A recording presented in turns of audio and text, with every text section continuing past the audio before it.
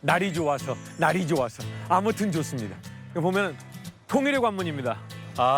진짜. 민간인들이 출입할 수 있는 마지막 그렇죠. 마지노선. 네. 여기서부터는 이제 통제죠. 허가를 받지 받아야 못하면 됩니다. 갈 수 없는. 네. 6.25가 정전으로 끝났다는 건 다 알고 있잖아. 네네. 이게 그러니까 협상단이 이 길을 통해서 협상을 하러 간 거잖아. 그 당시에 이 다리가 없었어요.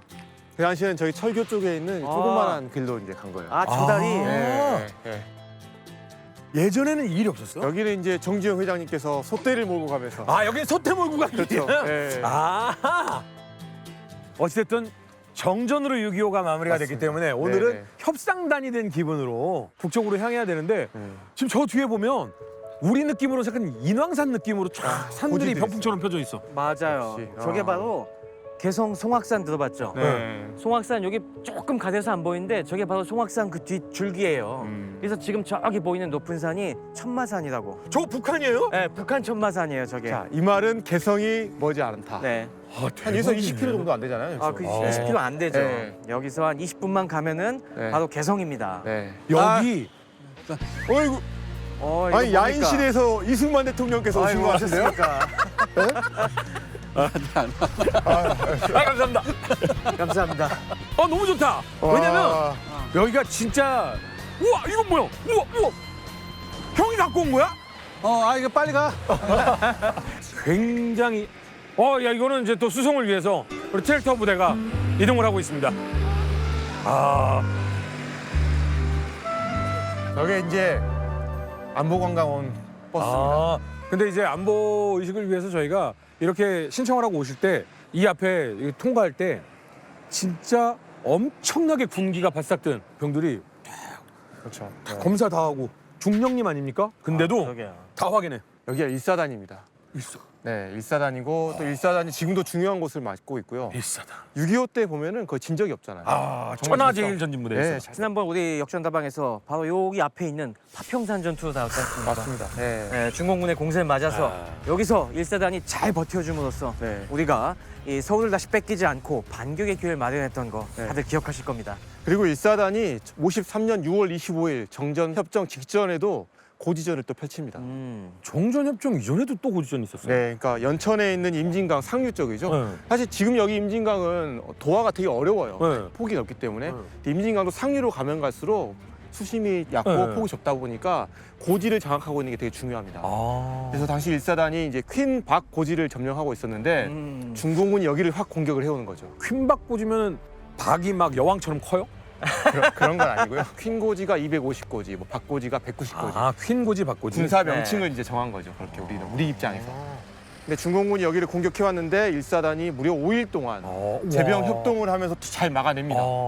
역시 일사단. 예, 그러면서 그 지역까지 확보를 하니까 사실 이 지역도 우리가 이제 확고하게 장악을 할 수 있었던 거예요. 그래서 어떻게 보면은 이 통일의 관문이 우리 지역으로서 완전히 그렇죠. 자리 네. 잡을 수가 있게 됐군요. 네네. 오늘은 딴 거 없습니다. 우리가 협상단이 된 마음으로 전쟁을 끝내자는 마음으로 협상단의 길을 한번 걸어가 보도록 하겠습니다. 가시죠. 가시죠. 아, 야인 시대. 무슨 야인이 하려고 그러고 있어.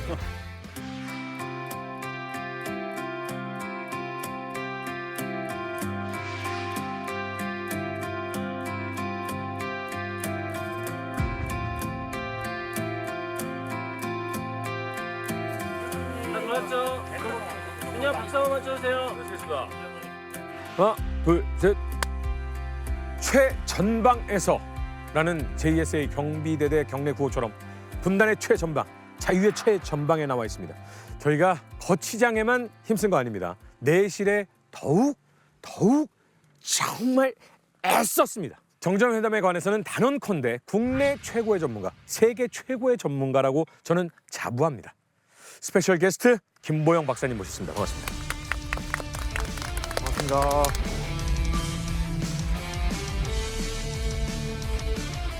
너무 과도하게 소개를 해주셔서 과도하다니요. 너무 당연한 얘기죠. 6.25 전쟁과 전쟁 속의 휴전, 그 휴전이 남긴 휴전 체제를 연구를 박사과정 들어가서부터 지금까지 쭉 해오고 있습니다.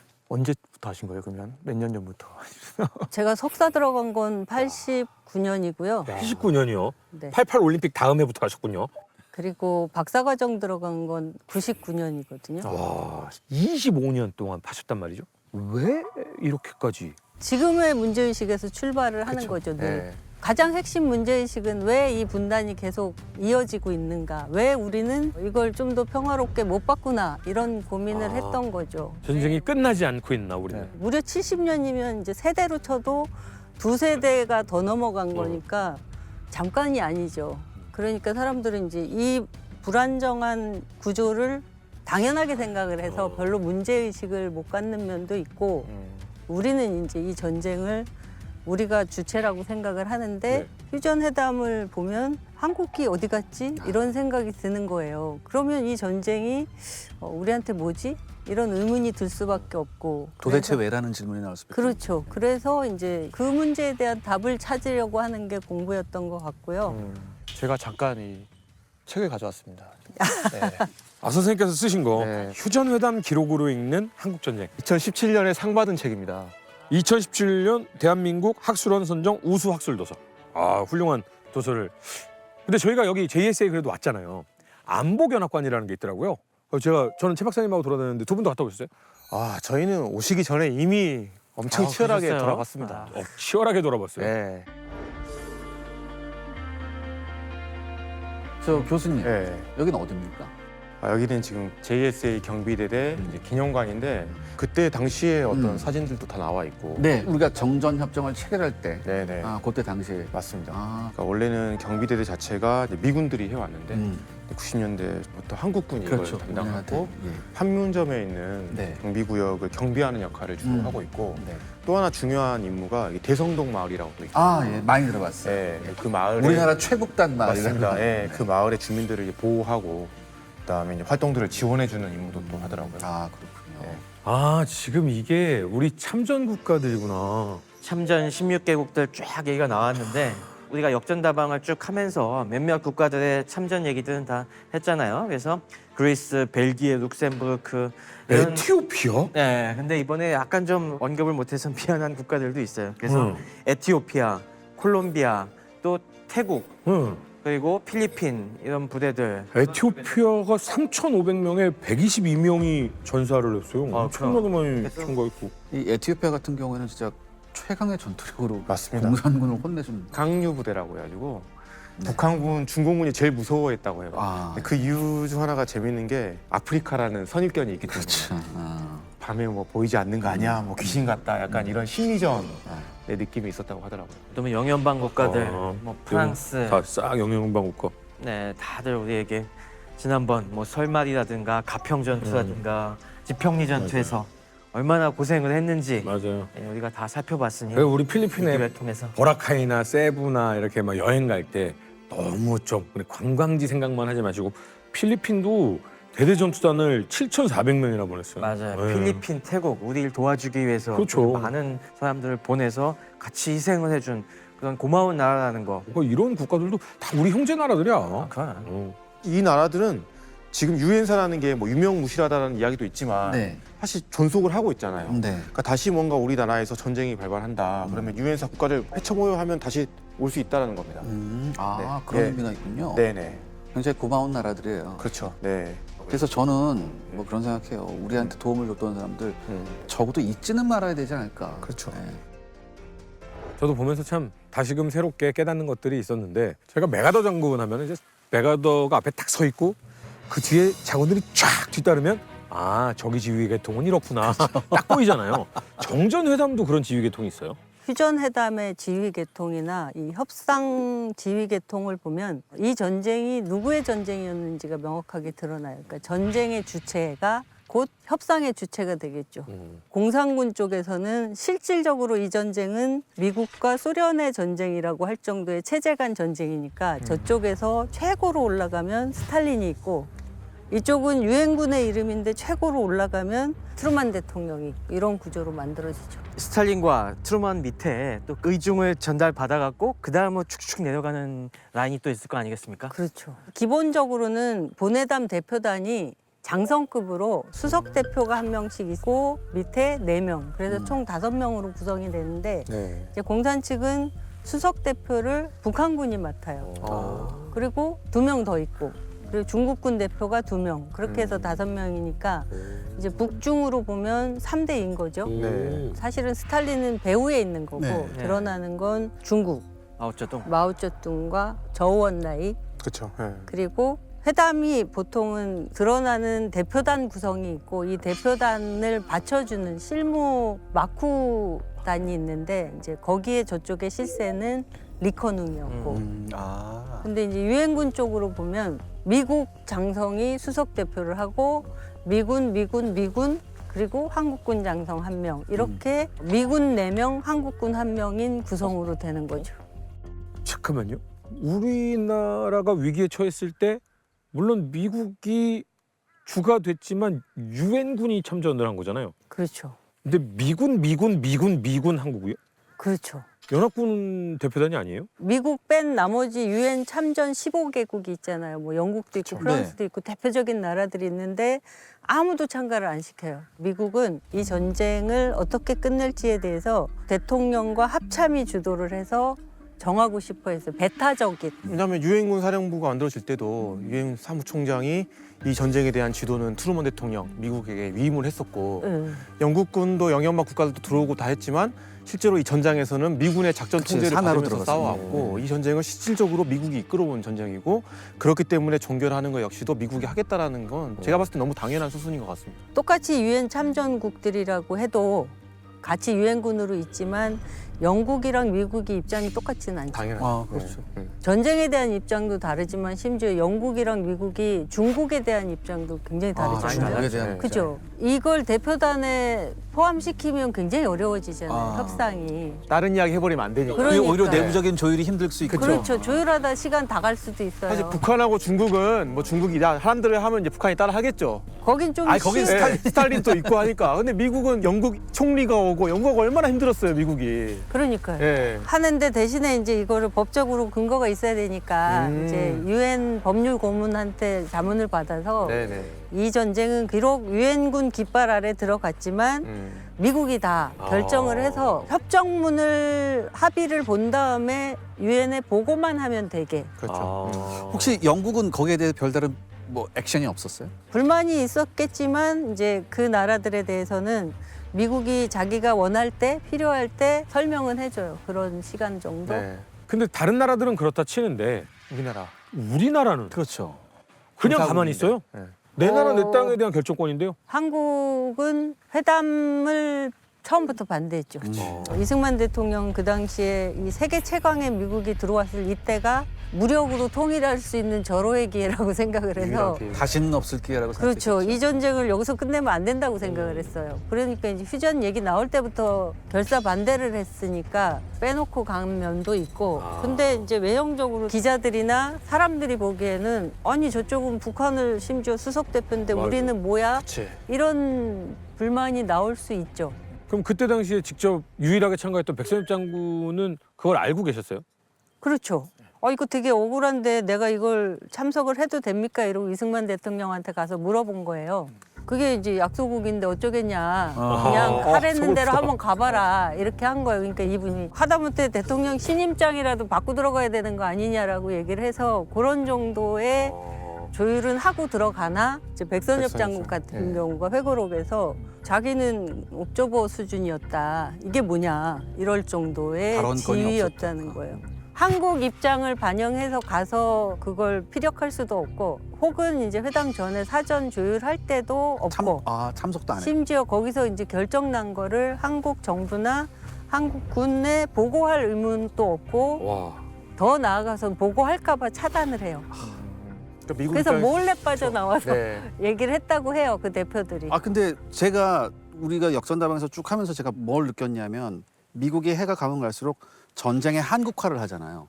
한국군의 맞아. 역량을 강화해서 이 전쟁을 스스로의 전쟁을 해라. 그렇게 이런. 하려고 했잖아요. 근데 정점협정에서는 전혀 다른 모습이에요. 그러네. 한국화를 하려고 했던 이유도 결국엔 미국의 국익을 반영한 거잖아요.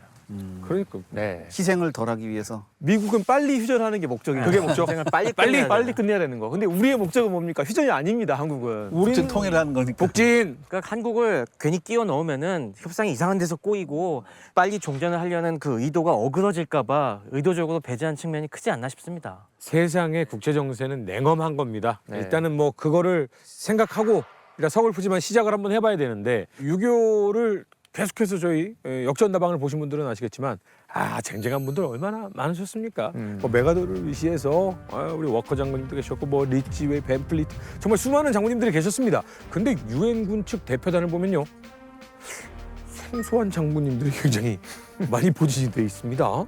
이 장군님들이 어떻게 뽑힌 건지 굉장히 궁금하거든요. 우리 협상단 몇 면을 갖다가 살펴보면은 당연히 뭐 그런 의문이 드실 겁니다. 네. 일단 수석 대표가 해군 측에서 왔습니다. 그래서 극동 해군 사령관이었던 터노조이 해군 중장이었습니다.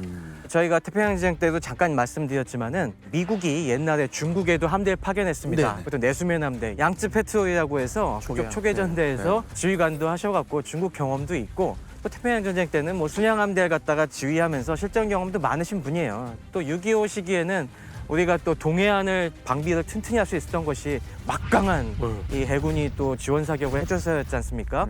거기에 굉장히 우리 국군 작전을 많이 지원해 주신 분이 터너조이 제독이에요. 그렇죠. 이 그런 면에서 터너조이 제독은 또 성격도 굉장히 좋으신 분입니다. 유하고 그냥 근데 성격이 유한 사람이 협상에 나가면 가면 안 될 것 그렇죠. 같은데. 그게 문제예요. 그러니까 유엔군 측에서 내보낸 거는 그 당시 그냥 각 군의 고위 지휘관들 중심으로 내보낸 측면이 큽니다. 좀 강단 있는 사람을 좀 진짜 뭐 이게 치열한 협상을 예상한 게 아니에요. 마찬가지로 육군도 그 당시 헨리 허즈 중장이 나오는데 헨리 허즈 중장은 당시 미 8군 부사령관 자격으로 나왔거든요. 네. 육군을 대표해서. 네. 근데 그 당시에 이분이 군에서의 평가는 굉장히 저돌적인 용장입니다. 그래요. 네, 2차 세계대전 때도 노르망디 상륙작전 이후에 전방에서 엄청난 전투를 많이 치르면서 부상도 막 입으시고 또 2차 대전 좋아하시는 분은 아시겠지만 독일과 연합군이 붙은 유명한 전투 중에 하나가 휘르트겐 숲 전투가 있거든요. 그 지옥의 숲이었죠. 네, 거기 들어가서 부상을 입고 그리고 나오신 분이고 그래갖고 진짜 싸우는 거는 대단하신 분인데 근데 이분이 협상을 잘할까? 그런 면이 좀 있습니다.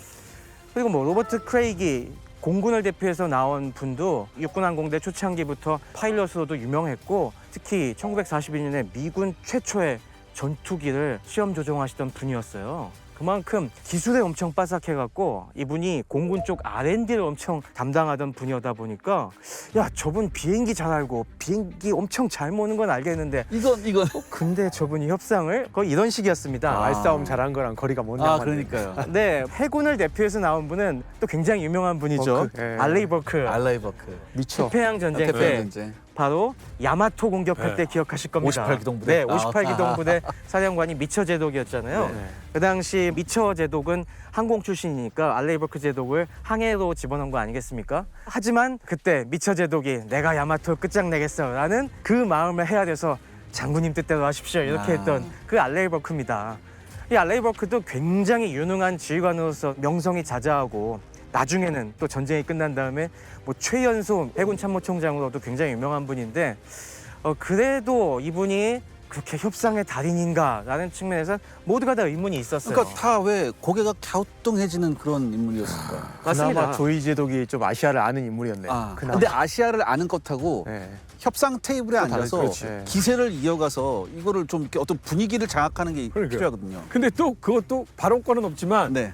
한국의 대표로 나선 백선엽 장군도 현장 장군이시잖아요. 그 전부 다 현장에서 날고기는 출신들이 대표단으로 갔네요. 그러다 보니까 이게 어떤 문제가 발생했냐면은 이분들이 하다가 금방 지쳐 나갔다. 내가 생각한 건 이런 게 아닌데. 네.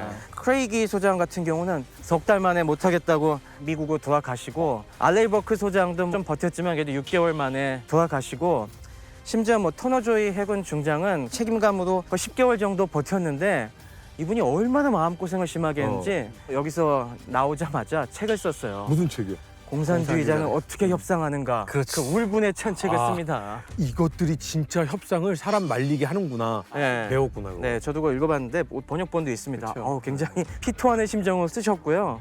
그러다 보니까 얼마나 마음고생을 많이 하셨는지 이분이 얼마 안 있어서 돌아가세요.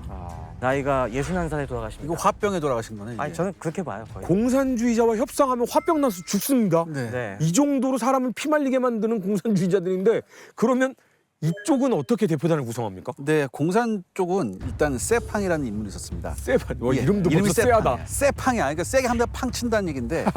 공산 진영에서 특히 중국 쪽 대표로 나온 게 덩화와 셰팡이죠. 그렇죠. 셰팡은 중국인민지원군의 참모장이었고 덩화는 저희가 말씀드린 대로 부사령원이었어요. 항상 이렇게 둘을 균형을 맞추잖아요, 중국도. 네, 최고위가 나오긴 했는데 이게 다른 게 있죠. 네. 공사는 이게 당군이기 때문에 지휘관이어도 정치적 감각이 엄청나게 있는 사람들이 나올 수밖에 없어요. 특히 셰팡이 이 정치적 감각이 대단한 사람이었어요. 네. 이런 말이 있습니다. 셰팡을 두고서 속을 알 수 없는 차이니스 스마일. 그러니까 그리고 웃고 있어 이렇게. 그러니까 이 협상장에서의 굉장히 온화한 웃음을 지었다고 하는데 이 사람 별명이 있습니다. 강철 주둥이에요. 예. 네, 예, 강철 주둥이고 뭐 다른 데서는 뭐 철의 불이라는 그런 이렇게 표현한 곳도 있었거든요. 공산권에서 철이라는 단어 쓰면 굉장히 거기에 일가견이 있다는 예, 거잖아요. 아, 그러니까 이게 세다는 얘기죠. 이게 공산 쪽은 확실히 역할 분담하고 나온 것 같은 게 북한에서 나온 사람이 저희가 지난번에 남일, 봤던 네. 남일 밑에 이상. 장평산 이상조가 있었는데 장평산 이상조도 엄청 센 사람이거든요. 이 사람들 앞에 나가서 인상 쓰고 예씨 막 이러면서 막 욕하고 이런 일을 담당했다고 하면은 공산 측의 덩화상 셰팡은 웃고 있고. 웃으면서 웃음도 쳐주면서 아 그러시군요. 맞습니다 해갖고 굉장히 분위기가 달랐다고요. 당근과 채찍 같은 느낌이네요. 네. 그 다음에 두 번째 인물이 이제 리커농 아까 얘기했던 리커농인데 이 리커농은 어느 계통이냐면 정보계통이에요. 정보 전문 전문가예요. 자, 근데 이 정보계통에 있는 사람들이 보통 포로 잡아놓고서 아니면 고위급 잡아놓고서 왜 신문하잖아요. 네. 신문할 때 그 기술을 써요, 이 사람이. 사람 말리는 거. 아, 그러니까 적 스파이를 잡아놓고 잘하는 게 보통 우리가 뭐 공산권 하면 막 야 인두 가져와 막 이걸 줄 아는데 이게 아니고 지금 이래요. 지금 이 상태에서 네가 믿을 수 있는 사람 나밖에 없다라는 이런 생각을 심어줘요. 그러면 이 스파이는 지금 죽은 목숨이잖아요, 사실 죽은 목숨인데 그래서 이 사람 말을 들으면 살 것 같거든요. 그 심리를 굉장히 교묘하게 이해하는 사람이에요. 형이네. 나요? 나요? 내가 뭐 할 때마다 형 알잖아. 맞아 맞아. 형 믿지? 왜 우리한테 그러잖아. 나는 그렇지 않지. 준아 계좌번호 불러봐. 리커농은 쉽게 얘기하시면은 네. CIA 국장 정도 생각하시면 아, 됩니다. 그러니까 여기 굉장히 인적 구성이 굉장히 잘 돼 있어요. 와. 그러니까 리커농은 과거 뭐 국공내전 그 시절부터 공산당이 쓰는 통일전선 전술의 대가입니다. 이 사람은 정보전의 대가라서 그 나중에도 중국이 55년도에 계급을 도입한 다음에 이 사람은 총 한 번 안 쏴본 사람인데 상장 계급을 줘요. 와. 그만큼 그 정보계통이나 이런 쪽에서 굉장히 유능했다는 거죠. 엄청난 인물이었습니다. 그러니까 이런 얘기가 있습니다. 이 장제스가 네. 이 리커농을 알고 뭐라고 하냐면은 이게 천하로 훔쳐서 공산당한테 바친 인물이다. 그러니까 공산군 일개 사단을 섬멸하는 것보다 이놈 하나 잡는 게 낫다. 그런 얘기를 해요. 예를 들어 삼국지에서 방통과 제갈량을 얻으면 전화로 얻을 것이다 말까 이런 느낌이네. 그러면 그 리커농이 그러니까 협상 마쿠에서, 네. 대표단에 들어가 있는 건 아니고 네. 네, 마쿠에서 실질적으로 마쿠의 협상 지휘부였던 거예요. 그래서 회담 현장에서 막 설전이 벌어져서 이제 밀리거나 혹은 뭔가 논리가 필요할 때 뒤에 가서 여기서 이제 잘 만들어 갖고 오는 거죠. 모사의 역할을. 그 뒤에서 그리고- 브레인 역할이었죠. 뒤에서 정보도 수집하고 그리고 뭐 다. 이제 이 사람들이 실질적으로 마오쩌둥이나 주울레 그리고 더 올라가면 스탈린, 김일성 이렇게 연결되는 네. 지휘 계통의 핵심에 있는 거죠. 그러니까 우리 대표단 쪽에서는 브레인이 누구였어요? 브레이니아 사람이 처음엔 없었죠. 이제 나중이 돼서야 이렇게 상대해서는 안 되겠다 해서 진용을 갖추지만은 이게 얼마나 유엔군 쪽에서 나이브하게 나왔는지를 알 수 있는 그렇죠. 대목입니다. 우리는 주먹이 5개 나갔고 저기는 브레인이 5개가 온 거예요. 근데 리커농은 존재를 파악했어요. 처음부터 못했죠 그 사람. 여기서는 저 뒤에 있는 사람들을 알 수는 없으니까. 그러니까요. 그런데 이제 이쪽에서도 사실은 그런 마쿠에서 정치 고문 같은 사람들을 둬가지고 자문을 해주거나 협상력을 키우려고 리찌웨이는 생각을 했었어요. 아, 네. 그런데 워싱턴에서 단칼에 자르고 니네는 아무것도 하지 마. 보고만 해. 보고만 하거나 필요한 정보가 있을 때 이렇게 찾아서 알려주는 것만 하고 모든 결정은 본국으로 직접 가서 워싱턴에서 합참해서 해요. 그리고 중요하면 이게 전부 바로 이제 대통령까지 보고가 되고 거의 매일 날마다 보고가 올라가는 시. 워싱턴에서 중앙 통제를 완전히 하려고 한 그렇죠. 거죠. 그래서 뒤에서 그런 걸 하면 이게 마치 정치회담처럼 보일 수 있으니까 그런 거 하지 마 이런 거예요. 그러니까 여기서는 오로지 군사적으로 어떻게 정전할 건지만 하라는 게 핵심이거든요. 아. 미국의 기본 원칙은. 네. 그래서 이제 협상력이 중요한 게 아니고 육해공군 골고루 안배해서 지시한 거를 잘 딸을. 하는. 정리하자면 유엔군은 이 정전 협상을 갖다가 군사적인 문제로 생각했고 어. 공산 진영에서는 이걸 고도의 정치적인 그러니까. 이런 협상을 어. 생각한 거죠. 그리고 계속 정치적인 문제로 끌고 가고 싶어 맞아요. 했어요. 그러면 이거를 분명 미국도 아차 잘못했구나라고 깨닫고 이제 다양한 채널을 통해서 뭔가를 이제 바꿔가야 될 텐데 협상이라는 게 그냥 딱 이 5명이 하는 게 아니죠. 여러 가지 채널이 있죠. 처음에는 이제 모든 사안을 보내담에서 하는데 네. 회담 의제를 정한 다음에 논의를 하다 보니까 이게 진행이 안 되는 거예요. 이제 분과위원회라는 걸 만들어요. 이 분과위원회라는 건 의제별로 처음에는 제일 먼저 진행하던 그 분과위원회부터 먼저 구성을 하는 거죠. 그래서 군사분계선 협상을 진행하는 제2의제 분과위원회라는 걸 만들어서 회의를 해요. 이거 하는 동안에는 보내담은 안 열고 아. 그러니까 그러니까 정해지면 이제 보내담 가는 거예요. 합의가 되면 그 이제 다시 보내담에 상정해서 모든 결정은 보내담에서 하는데 그러니까 똑같이 분과위원회는 보내담 대표 중에서 들어가는 거죠. 아. 그 중에서. 그 분과위원회를 보면 아 실세가 누구나가 보이는데 아, 그러겠네요. 네. 발언을 좀 하는 게 필요한 사람 혹은 이 상황 판단을 잘할 사람 이런 게 중요한 거잖아요. 이건 진짜 실무 회담이니까. 그렇죠. 네네. 공산 측에서는 이 모든 분과위원회에 쇠팡이 공통적으로 계속 들어옵니다. 그러니까 이걸 딱 보고서 북한군 장성들은 들어와도 그냥 막 인상만 쓰고 목소리만 높이지 알맹이가 없는데 쇠팡이 진짜 핵심 인물이구나라는 걸 그걸 보고 딱 알 수가 있어요. 거기서 셰팡이 거기서 분과위원회에서 아주 능수능란한 모습을 보이나요? 크게 말은 안 하고 분위기는 부드럽게 하지만은 그래도 핵심적으로 그건 이렇게 하는 게 좋지 않을까요?라고 하면 아 다들 뭐 그 말을 듣는 걸 보고서 아 이거 셰팡이 공산군 수뇌부와의 중요한 끈이구나. 파이프라인이구나. 네. 그러니까 결국 막 떠들다가 그럼 그거는 그렇게 하기로 하죠. 라고 하는 거는 중국 셰팡이 하는 거군요. 저희 역전다방의 셰팡입니다. 저희 역전다방의 셰팡입니다. 왜 이게 북한 측 대표. 그리고 회담 대표단 구성은 그렇게 분과위원회 있고 실무 협상하는 참모장교 회의와 연락장교 회의가 있어요. 큰 그림은 분과위원회에서 그린 다음에 세세한 건 참모들끼리 더 세밀하게 논의해봐 이러고 던져주면 거기서 이제 지도 갖다 놓고 막 보거나 서로 진짜로 디테일한 협의를 하니까 아마도 거기도 좀 더 연구를 해보면 참모장교 회의에서도 협상력이 있거나 실무를 잘하면 유리하게 할 수도 있었겠다. 근데 아직까지는 여기에 대한 연구들이 그렇게 그러니까요. 깊이 되지를 못해서 실제로 많은 이야기들은 저기서 나왔을 것 같은데 궁금해요. 그런 많이 게. 나오거나 네. 아, 이 사람 유능하네 이런 사람이 거기도 있었을 것 같거든요. 몇 명이나 들어가요 보통 저기는? 참모장교 회의에 들어가는 사람이나 분과위원회의 참모진도 정해져 있지는 않은데 네. 유엔군 쪽이 숫자가 많아요. 보통은 서너 명에서 네다섯 명 이 정도인데 저쪽은 굉장히 단촐해요. 한두 명? 그리고 그 한두 명이 쭉 가요. 계속 똑같은 사람이 들어 거의 안 바뀌는데 그래서 제가 예를 한번 여러분들에게 보여드리도록 하겠습니다. 요겁니다. 어허. 보시면은 대표는 이렇게 이제 꾸려져 있는데 참모장교를 보시면 이렇게 많습니다. 근데 참모장교가 공산군 측 보면 추커엔 한 명. 1대 몇입니까?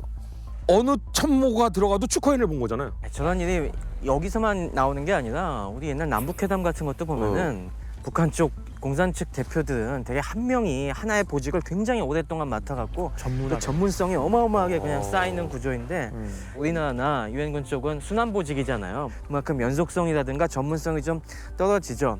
그리고 대신에 여기서 주목해야 될 것도 통역관이 많다는 거는 그만큼 걔들이 의사소통을 내부에서 빨리 하기 위해서 얼마나 신경을 썼느냐. 머리는 일원화하고 그다음에 말은 최대한 빠르고 신속하게 할 수 있는 이 체제 주목해봐야 될 부분이 아닌가 싶습니다. 그러니까 우리보다 더 준비가 잘 돼 있다는 거는 명확하네요. 아 그럼요. 그리고 또 그런 부분도 있을 것 같아요. 한 명의 참모가 이런 것들을 디테일하게 한다는 건 이 부분에서 내가 이렇게 협상했었는데 그러면 이 부분에서는 이렇게 하는 게 저 협상하고 시너지가 있겠다. 이런 계산을 하기가 좋잖아요. 아, 그럼요. 이게 협상을 쫙 했잖아요.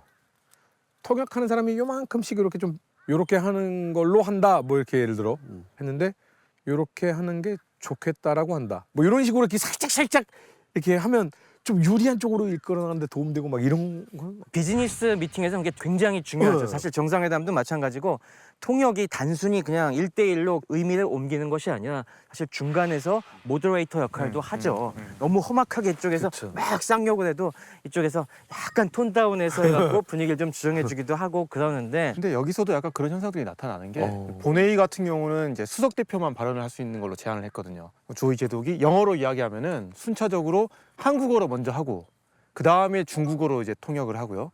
그 다음에 공산직 대표 남일이 이제 한국어로 이야기하면 그다음 영어로 이야기를 하고 그 다음에 중국어로 이야기하고 이렇게 이제 하니까 사실 시간이 오래 걸리는데 긍정적인 효과가 있어요. 왜냐하면 그럼요. 감정적으로 이야기를 해도 어느 정도 이제 감정에 좀 배제가 들어가면서 완충 역할도 해주기도 하고. 근데 다만 서로 언어를 알 경우에는 이제 분과회의나 이런 데서는 뭐 정말로 설전을 벌였을 것 같기도 하고 이제 뭐 그런 거죠. 그리고 이 당시에 유엔 군칙 통역을 맡은 분이 바로 유명한 원희단 박사님이십니다. 원희단 박사님. 연세대 설립하신 네. 언더우드가의 손자분이시죠. 한국에서 태어나시고 한국에서 굉장히 오래 사셔갖고 한국어도 능통하고 또 2차 세계대전 때도 해군 장교로 복무하셨다가 6.25 전쟁이 터지니까 다시 해군 장교로 또 복무하시면서 통역 업무를 갖다가 굉장히 많이 하셨죠. 그 언더우드가에 원이란만 있었던 게 아니라 원득한이라고 아, 그죠. 동생분들 여기 동생분. 같이 네, 또 그러니까 참석을 하셨죠. 실제로 개성에서 처음 회담 시작할 때 통역장교로 들어간 건 원득한이었어요. 근데 해보니까 이게 좀 더 전문성이 필요한 거예요. 그래서 더 중요한 역할은 그 형이 담당을 하는. 그러니까 이 두 사람이 나이 차이가 한 10년 나거든요. 그러니까 원일한은 1917년생인데 맞습니다. 원득한은 27년생이에요. 이 중요한 회담에서 통역 장교를 할 때 생각보다 나이 많은 사람들이 많아요. 그리고 저쪽에서 통역 장교로 나왔던 설정식 같은 사람은 옛날에 연희 전문 학교를 나왔다가 미국 유학 간 사람이거든요. 그 미군정청에서도 일을 했던 사람이에요. 아 전문성이 있네요. 전문성도 있지만 인적으로도 서로 아는 사이일 수도 그렇죠. 있는 네. 거죠. 근데 이제 지금 방송 보시는 분들 중에 아니 30대인데 무슨 나이가 많다는 거야? 이때 당시에는 아유, 그럼요. 별 3개 막 이런 분들이 30대셨습니다. 예. 그럼요. 가장 중요한 건 협상을 해야 되면 뭘 갖고 협상을 할지가 굉장히 중요하지 않겠습니까? 주제를 정해야 되는데 이때부터 이제 뭘 갖고 얘기할래? 이거 굉장히 중요하겠죠? 우리가 뭐 갖고 이 회의를 할 건지를 정하는데 16일이나 걸려요. 그게 이제 첫 번째 의제예요. 여기 순수하게 군사 문제만 다루기로 했는데 이제 막 논란을 하다가 이제 서둘러서 나머지 의제만 정하고 그 얘기 다음에 하자 이렇게 해서 이제 겨우겨우 의제를 선정을 해요. 그렇게 정해진 게 두 번째, 세 번째, 네 번째, 다섯 번째. 그러니까 실제로 다룬 의제는 총 4개인 거죠. 네. 그래서 이 4가지에 대해서 합의한 게 나중에 정전 협정문으로 만들어지는 거죠. 4개밖에 안 한 거예요? 4개 하는데 2년 걸린 맞아요. 거잖아요. 그렇죠. 지금. 네. 근데 그 4개의 이 전쟁을 어떻게 끝낼 것인지에 대한 게 이제 다 들어가 있다고 보면 되는데 보통 이 전쟁을 어디서 어떻게 끝낼 건지 정하는 거 하나 그리고 전쟁에서 잡은 포로들을 교환하는 문제 하나 그러면 사실은 끝이거든요. 근데 여기서는 조금 더 복잡한 문제가 다뤄진 게 이 전쟁을 어떻게 끝낼 것인가 플러스 이 전쟁을 어떻게 하면 재발하지 않도록 할 건가까지를 한 거예요. 감시하느냐. 그렇죠. 근본적인 문제 해결이 가능한가? 그러니까 그게 이제 한반도 문제의 평화적 해결이라고 얘기하는 건데 그것까지를 여기서 의제로 만든 거예요. 어디까지가 정치고 어디까지가 군사야 이런 얘기가 나오는 거죠. 다 정치적이네요. 사실 그렇게 따지면. 이게 다 공산주의 진영의 이 의도에 말려든 거라고 저는 봅니다. 이게 어차피 공산당의 딱 세계관이 정치와 군사 문제가 그냥 연속선상에 있는 거지 않습니까? 다 하나의 문제이기 때문에 다 군사적인 문제도 결국에 정치적인 걸로 끌고 들어가고 다 그걸 엮다 보니까 이런 식으로 의제 설정부터 공산주의자들의 의도한 판에 끌려 들어가니까 이게 장기 2년간이나 질폭한 협상이 돼버린 거죠. 그렇죠. 깝깝합니다. 깝깝합니다. 얼마나 깝깝하면 저렇게 까마귀가 울어댑니다. 그러게요. 자, 근데 네. 여기서 또 깝깝한 게요. 네. 아니 이거를 협상을 하기로 했으면 보통은 그렇지 않습니까? 얘와 내가 싸웠어. 근데 뭐 영토 문제가 특히나 이게 가장 주된 문제 중에 하나였어라고 한다면 얘하고 나의 중간에서 보통 하잖아요. 근데 협상을 개성으로 정했습니다. 정점에 스탈린이 있잖아요. 스탈린이 뭐라고 얘기했냐면 반드시 장소는 공산군 수중에 있어야 된다. 그래서 개성의 내봉장으로 했는데, 그러니까 이 문산에서 개성으로 올 때 유엔군 측 대표단이 개성 시내를 거치지 않고 갈 수 있는 곳이 내봉장이에요. 그렇기 때문에 내봉장으로 한 거예요. 처음. 이게 유명한 협상 기술인데 아무래도 멀리서 온 사람은 그렇죠. 힘들어서 왔기 때문에 뭔가 성과를 만들어 가야 어떻게든 된다는 어떻게든 그 타결해서 가야 돼요. 내가 또 여기까지 오려면 너무 힘든데 뭐라도 좀 협상해서 챙겨가야 된다. 그러니까 뭔가 많이 피곤해지기 때문에 저쪽이 더 양보할 것이다라는 게 유명한 협상 전술이죠. 그러면 지금 일단 개성에서 정해졌다는 건 밀리고 시작했네요. 그렇죠. 그런 느낌이 드니까 원래는 여기서 안 하고 싶어 했죠. 처음은 다른 장소를 제시했습니다. 이쪽에서 제시를 했던 건 원산항에 정박 중이었던 덴마크 병원선이 있었거든요. 네, 네. 거기서 하자고 했어요. 그랬더니 스탈린이 이제 그건 안 된다고 얘기를 한 거예요. 왜요? 왜냐면 원산항에 있으면서 거기서 회담장 왔다 갔다 하다가 군사기밀을 빼갈 수도 있고 그 너무 북쪽으로 깊숙이 들어오잖아요. 그다음에 제해권은 완전히 유엔군이 잡고 있는 상황이니까. 그걸 뻔히 드러내는 거잖아요. 그렇죠. 그런 거를 드러내는 것도 싫고 그건 절대로 안 된다고 해라. 그러면서 이제 제시한 게 개성인데, 그러니까 이게 군사 지휘관들은 이게 알잖아요. 그러니까 리치웨이는 막 반대를 하거든요. 개성 안 된다. 근데 미국은 협상을 하기로 정했으면 빨리 이걸 한다. 하고 싶었던 거예요. 빨리. 근데 회담 장소 문제 갖고 막 끌고 싶지 않아서 그냥 한다 그래 이렇게 된 거죠. 그래가지고 개성을 하고 나서 보니 이제 문제가 많았던 거죠. 그게 이제 또 준비. 보면 여러 가지 사건들이 쫙 있었어요. 제기 주체가 보면 공산 유엔 하나. 그러니까 대체적으로 공산 측에서 뭔가 이의 제기를 굉장히 많이 한 듯한 느낌이에요. 사건들이 많았는데 전체적으로 보면 니들 협상하자고 해놓고 우리 공격했어. 약간 이런 느낌의 이의 제기가 좀 많습니다. 그렇지. 이제 회담을 하기로 했으니까 회담장 주변 반경 5km까지를 중립지대를 정한 거예요. 네. 그렇죠. 중립협정을 맺는데 거기는 이렇게 공격을 하거나 무장하고 들어오면 안 되기로 합의를 하고 이제 양쪽 베이스 캠프에서 지나가는 길도 보호를 해주고 이렇게 정한 거를 네네. 침범했다는 얘기예요. 그러니까 뭐 무장하고 거기를 이렇게 지나갔다 그것도 침범했다고 문제 제기를 한 거고, 이제 요거 같은 경우는 유엔군 측에서 유엔군이 유력에 지금 주장한 거 보면 주장한 것도 그 네. 얘기잖아요. 이 중립지대를 전술종대로 통과했다. 전술종대가 아니라 그냥 지나갔으면 문제가 안 되는 거예요. 그래도 문제는 됐겠지만 어쨌든 핵심이 이건데 그리고 이제 결렬이 된 걸 보면 2개월 동안 회담이 결렬된 게 있고, 그다음에 이 회담 장소 이전 문제 시작한 요 두 가지 사건이 있는데, 네네. 유엔군 항공기의 첫 번째 개성 폭격. 이거는 개성에서 회담이 일어나고 있는데 폭격을 해버렸어요. 유엔군 전사에서도 이 문제는 굉장히 중요하게 다뤄요. 그래서 우리가 가서 확인을 해봤더니 이건 저쪽이 조작한 거야. 아, 니네 항공기로 니네가 폭격한 그렇지. 거잖아. 우리가 폭격하면 이런 구덩이가 안 만들어져. 막 이런 얘기까지 세세하게 적혀 있어요. 그럼에도 불구하고 이제 저쪽에서는 이 모든 일들이 다 있었다고 주장을 하면서 모든 시선이 회담장에 몰려 있을 때니까 대대적으로 선전을 하는 거죠. 그렇죠. 그러니까 유엔군이 회담하자고 해놓고 여전히 이렇게 호전적이야. 이런 식으로 압박을 외적으로 하는 거예요. 그리고 이 폭격하지 않기로 정한 이 지역이 지도상에서 보시면 굉장히 애매해요. 뭐 땅 위에 그려놓은 것도 아니고 그렇지. 하늘에서 비행사들이 날아가면서 여기가 폭격 금지된지 아닌지 이걸 구분하기가 굉장히 어렵습니다.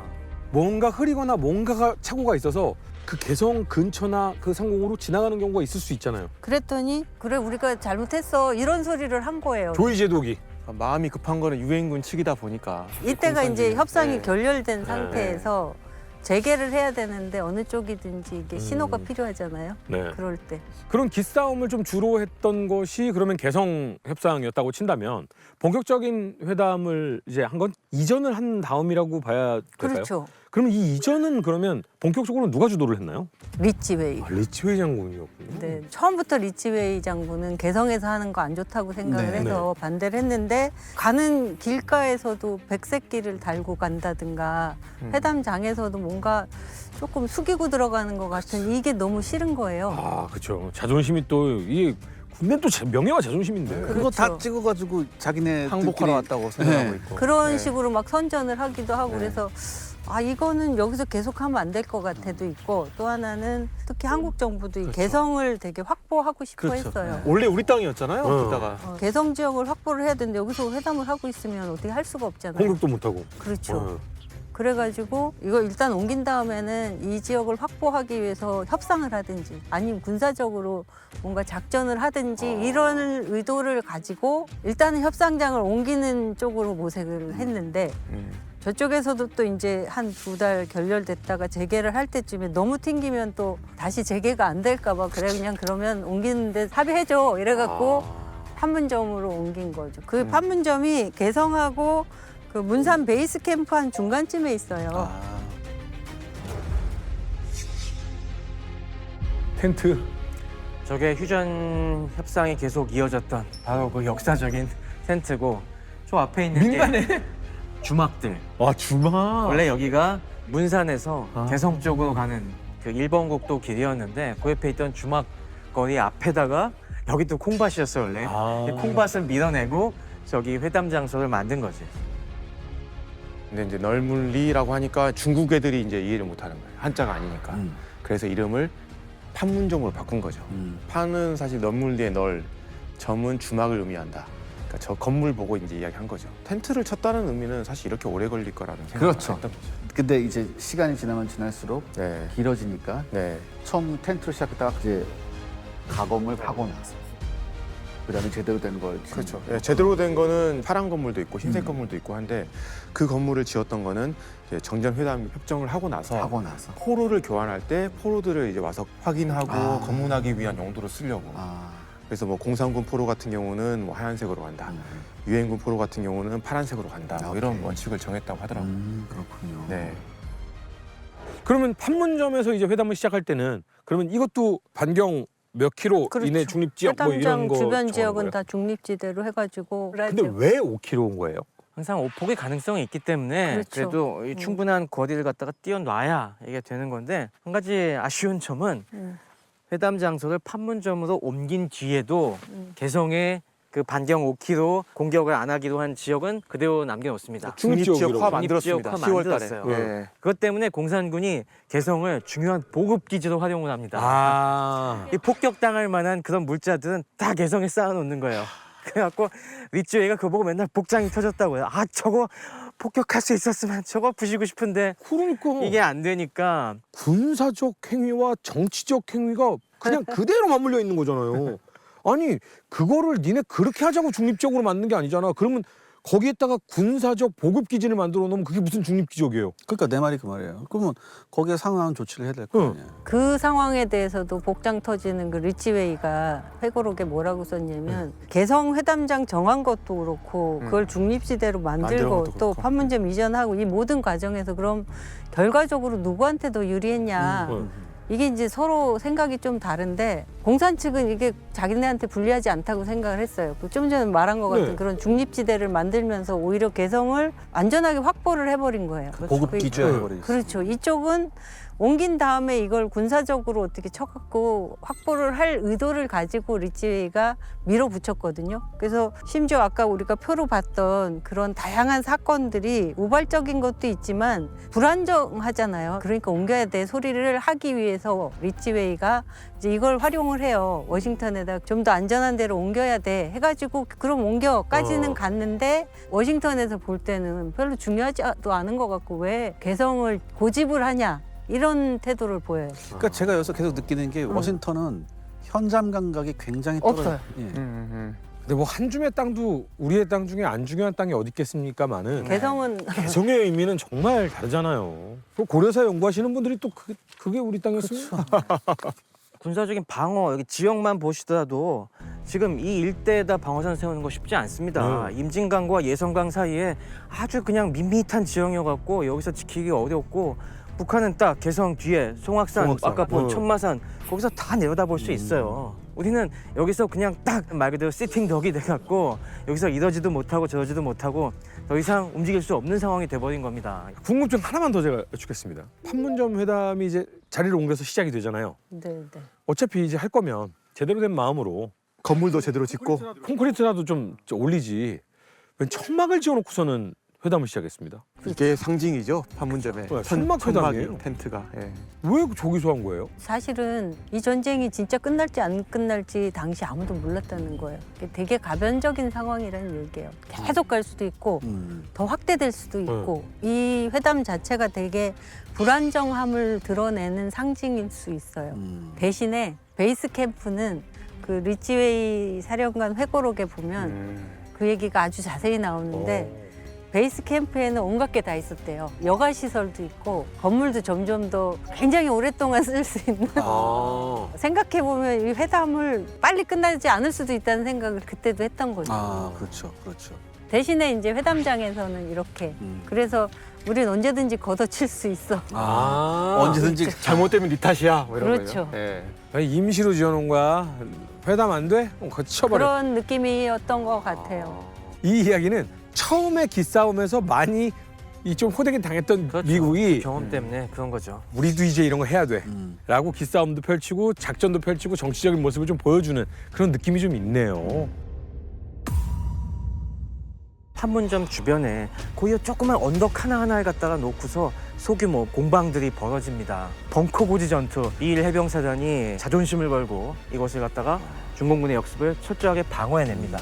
미일 해병사는 진짜 잘 싸우는 것 같아요. 네, 진짜 한 치의 땅도 군사적인 힘이 아니고는 허용할 수 없는 건데 나머지 해결 안 됐어? 그러니까 이제 또 가열차게 전투가 시작되는 거죠. 한 달이 지나면 새롭게 다시 그려야 되는 거죠 계속. 휴전회담에 뜨거운 감자라는 표현을 쓰는데 포로 문제 갖고 싸우면 싸울수록 이 전쟁이 이념전이 되고 체제 간의 전쟁이었잖아요. 체제가 어느 게 우월한지를 보여주는 거니까. 포로 문제가 사실은 6.25 전쟁의 성격을 굉장히 잘 보여주는 전쟁이기도 해요. 네.